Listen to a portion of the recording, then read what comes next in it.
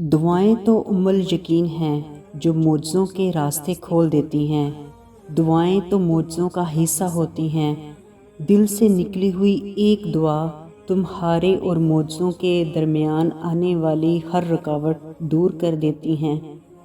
تم جتنی دفعہ دعا مانگتے ہو، اللہ اتنی دفعہ تمہیں تمہاری دعاؤں کے جواب دیتا ہے۔ تم یہاں ایک قطرے کے لیے رو رہے ہو، جبکہ تمہارا رب تو تمہیں 7 سمندر عطا کرنے کی قدرت رکھتا ہے۔ تمہارا کام بس دعا کرنا ہے، عطا کی تدبیریں خود بناتا ہے۔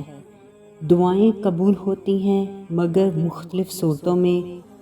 تمہارا گمان بھی نہیں پہنچ سکتا جن ذریعوں سے اللہ تمہاری دعائیں قبول کرتا ہے۔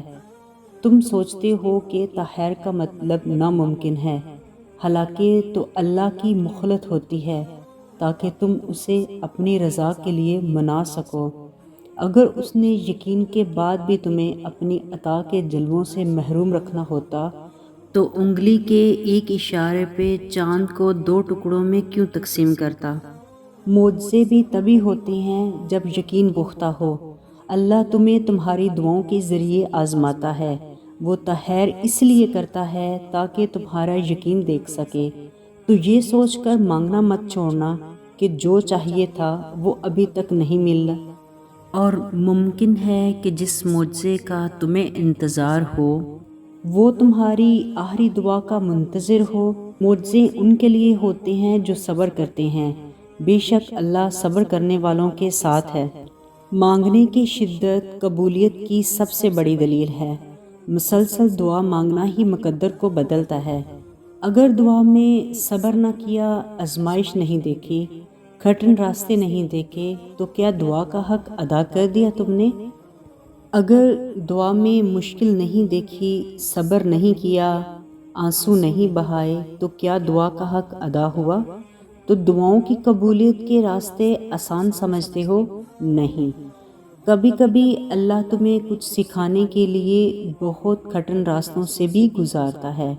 اللہ جب دعا کی توفیق دے تو قبولیت کی معجزے خود ہی ہونے لگتے ہیں۔ دیری ہو رہی ہے تو ضرور کچھ بہترین ملنے والا ہے۔ اگر صبر کر رہے ہو تو ضرور اس کا اجر ملنے والا ہے۔ اگر مایوس ہو کر دوبارہ سے جینے کی طرف آئے ہو تو یقیناً اس کا سہارا ملے گا، اور اس کی ذات پر یقین رکھنے سے وہ تمہارا دل خوش کر دے گا۔ اللہ بغیر مقصد کے دعا مانگنا نہیں سکھاتا۔ کچھ تو بدلنا ہے اللہ نے، اس لیے وہ طلب نہیں بدل رہا۔ کچھ تو ممکن ہونا ہے جو دل بار بار ناممکن ہی مانگ رہا ہے۔ معجزوں کے لیے تو دعا لبوں تک لائی گئی ہے۔ توکل رکھیں، اللہ نے دعا ناممکن کو ممکن بنانے کے لیے ہی تو بنائی ہے۔ آپ کے اٹھے ہاتھ بھلے ہی گناہ گار ہیں، آپ کی دعائیں بھلے ہی کمزور ہیں، لیکن جو ہمارا اللہ ہے نا، وہ بڑا طاقتور ہے۔ وہ ہر چیز پر قدرت رکھنے والا ہے۔ ممکن ہے اس طاہر کے بعد دعا میں مانگا گیا ہی تمہارا نصیب ہو۔ ممکن ہے تمہاری کہانی کا اختتام کن پر ہو۔ تمہارا مانگنا اس رب کو پسند بھی تو آ سکتا ہے نا۔ اگر اس نے مانگا ہوا دے دیا تو تم پھر اسی لگن سے پکارو گے۔ اس لیے وہ چاہتا ہے کہ میرا بندہ پکارتا رہے۔ انتظار کرنا مشکل لگ رہا ہے نا؟ وقت دیکھتے ہو تو لگتا ہے نا جیسے گھڑی کی سوئیاں رک گئی ہوں۔ وہ تو بس بہتر وقت کے انتظار میں ہے۔ کب تمہارے حق میں بہترین وقت آئے تو وہ تمہاری من پسند چیز معجزے کے ذریعے تم تک لائے۔ صبر کے ساتھ اس کے فیصلوں کا انتظار کرو اور بے فکر ہو جاؤ۔ تمہارا صبر اس بات کا فیصلہ کرے گا تمہارے لیے کتنا اجر ہونا ابھی باقی ہے۔ تمہاری دعائیں قبول ہو چکی ہیں، بس ان دعاؤں کا سامنا ہونا ابھی باقی ہے۔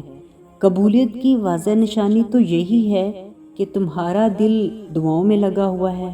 اگر اللہ سبحانہ تعالیٰ نے اتنے صبر کے بعد بھی اپنے بندے کے لیے صلہ نہ رکھا ہوتا تو حضرت یعقوب علیہ السلام کو اتنے طویل انتظار کے بعد حضرت یوسف علیہ السلام سے نہ ملواتا۔ جانتے ہو اللہ تمہیں بے بسی کے مقام پر کیوں لایا ہے؟ تاکہ تم اس سے رجوع کرو، یقین سے مانگو۔ جب تم دعاؤں پر یقین کرنا سیکھ جاؤ گے تو ہر چیز جو تمہیں ناممکن لگ رہی ہے وہ مل جائے گی، کیونکہ وہ ساتویں آسمان پر بیٹھنے والا رب ہم زمین پر بسنے والے کا درد ہمارے ساتھ جینے والے انسانوں سے بہتر جانتا ہے۔ تمہارے ایک آنسو کی پکار ساتویں عرش سے ٹکراتی ہے اور اللہ کو مناتی ہے۔ حالانکہ تمہیں لگتا ہے کہ ناممکن ہے، پھر بھی مسلسل ایک ہی دعا مانگتے رہنا قبولیت کی سب سے بڑی نشانی ہے۔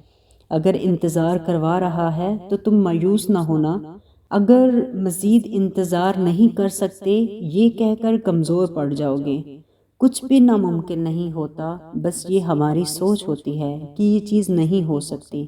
اپنی دعاؤں پر بھروسہ رکھیں، دل میں ایمان مضبوط ہونا چاہیے۔ جب سچے دل سے بغیر کوئی شک لائے تم اللہ سے مانگو گے تو وہ تمہاری ہر دعا پر کن فرمائے گا۔